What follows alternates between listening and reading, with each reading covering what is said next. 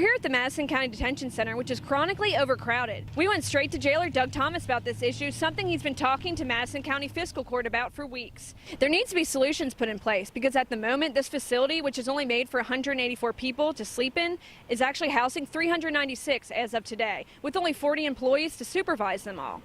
Jailer Thomas gave us some more information. You know, if we're going to build, again, our population is growing, our county is growing, crime is going to continue. Thieving, killing, robbing, drugs, it's going to continue. I don't know how many people's in Madison County right off the top of my head. 90-something thousand, I think. Close. We're a 184-bed facility. We have been since the mid-90s. We have to grow with our county when it grows. And unfortunately, jail's one of those areas that have to grow with it because we got to detain people.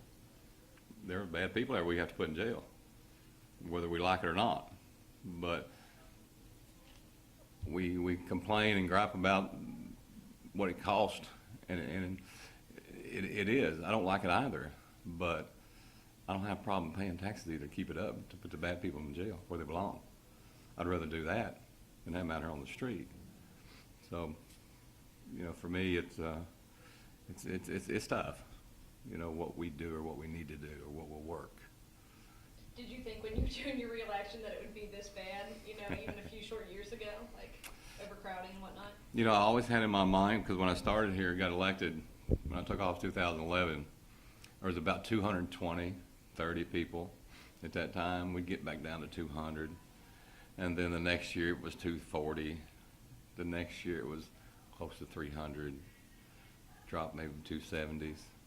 You know, I'd go over to federal court, and that's when Judge Kent Clark was our judge at that time, and he'd ask how many got in jail, and I said, well, 270. He said, what are we going to do? And now I go over, how many we got in jail? 400. Our court has allowed me to hire 4 new employees, in which I have, but it's still hard. I'll ask you not to go there with the camera, but you see where we're at. Yeah, I mean, you see that. You see how full we are. Oh yeah, floors. They're all on the floors. Back here, they're everywhere. All this lined up. And these are just women in the cells. Because those are women. Right here's women. You see them on the floors here. Right here's women. See all of them on the floor? Everybody? I have 4 cells of women. Mostly men, more dominant men, yes. Okay. There's probably 300 of men, women that come to jail. Back in back in 2000, we might have had 10 or 11, and you see them now. We get over 100 at times. So, are you taking other county inmates, or you're sending people to Casey County? You're sending people to. We're sending. And they're not taking anymore, right? It depends on their population, how busy they get.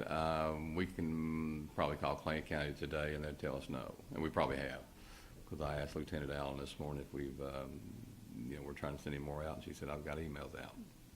So nobody's volunteering because they don't have any room either. How do you decide who goes, like what kind of inmate? Well, I will go with state inmates first, okay, because that is an inmate that we don't have to bring back for court. As you saw, Jailer Thomas asked to not pan the camera over to show his camera systems, but what we saw on the screens was shocking. In the 4 cells for the women alone, which are a very small portion of the jail's population, it was obvious that many women were sleeping on the floors, basically on top of one another.